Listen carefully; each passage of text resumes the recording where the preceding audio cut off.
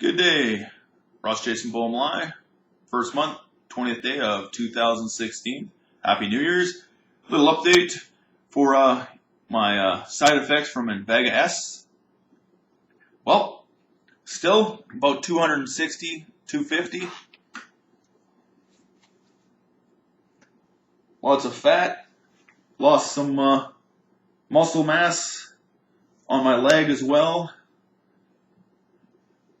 from a lack of testosterone being low at a 9, I understand, which low testosterone kills. That's like being AIDS-like.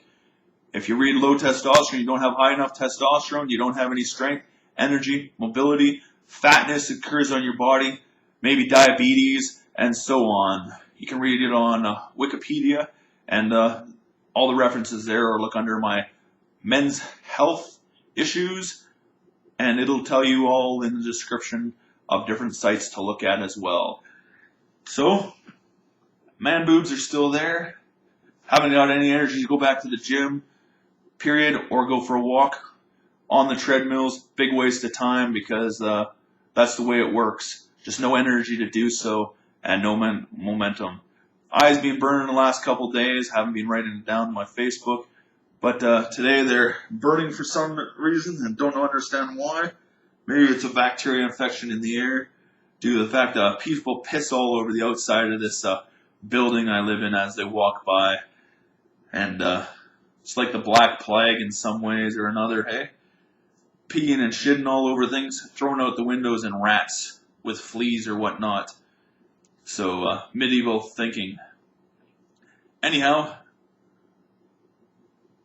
side effects: penis is still shrunk, human dignity gone, human rights are gone, and violations out of the yin-yang intent to harm me. Still don't have my mobility right of human rights to be able to look around for a livelihood, because I don't have the strength to do so, because my testosterone level is so low from the INVEGA.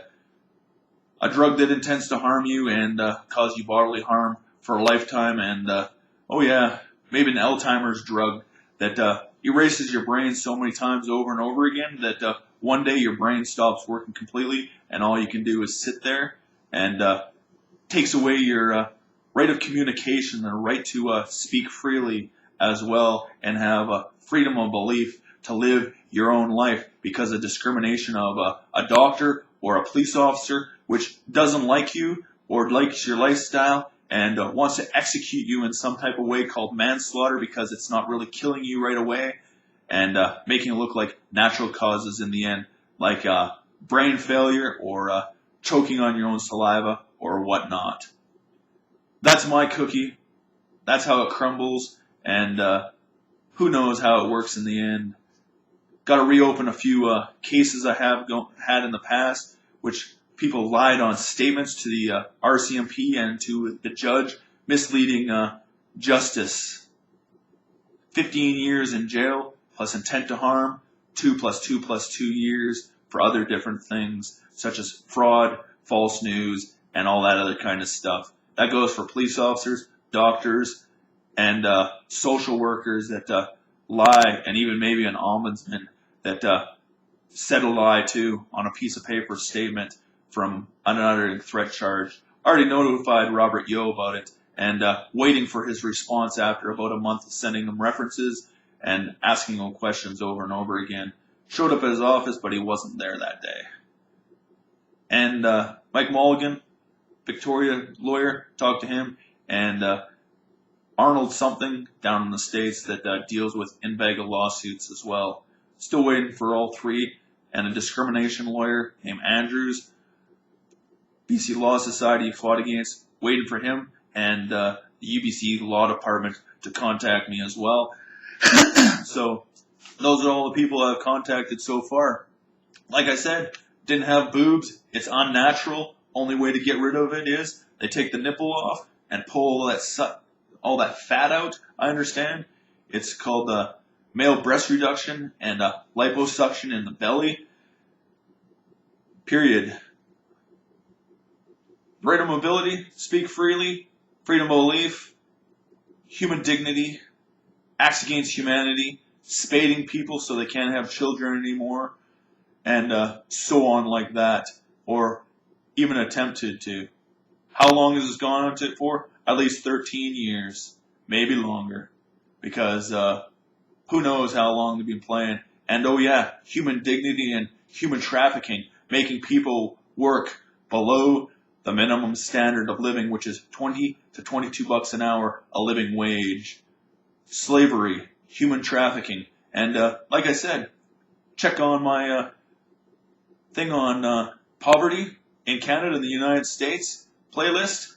Go through it, you'll get the idea. And on men's health issues, you'll read in the descriptions of all what testosterone does in the human being and therapies and different stuff like that, and different testosterones that can be prescribed and medications in North America. And it's a psychological problem for a man to feel weak and be weak and not have enough strength to get up and walk around. Testosterone is a male psych drug, so they can feel like a man and walk around like a man and be strong enough in their head, because that's what testosterone does. You add estrogen to a man's body, they get breasts on them and start to transform into a woman, which I am not a transgender, and to create a transgender is a Frankenstein doctor's thinking, period, and I'll take that to the bank on that one, because all surgeries are an experiment that aren't for sure, period, because they don't last forever and you're stuck on some type of drug, even for a heart surgery or a kidney transplant or anything like that, because they still haven't proved that they're good enough for anything. Anyhow, treatment should all be written in a book like the law, so everybody can read it as well, period, because each doctor shouldn't have their own type of treatment. It should all be written down. That way they can rip the pages of mental health out of the law, because it's intent to harm a human being and being discriminating to them, because you as a cop think you're better than everybody else because you took a 6-month course to make $80,000 a year, or a 2-year course at the BC Justice Institution to be a police officer. RCMP is the 6-month, and police officer in the city is 2 years. Then they take specialty courses on top of that for a bunch of other things called advanced police training, I understand, at BC Justice Institutions, or justice institutions in each province. Anyhow, intent to harm a human being, criminal offense, genocide, because we don't need a population control in North America. There's only 10 million Canadians or something like that, and there isn't that many. We're a minority in the world. We're born here, we're Aboriginal, especially if we lived here for 100 years or family lines or longer. Thank you. You have a great day.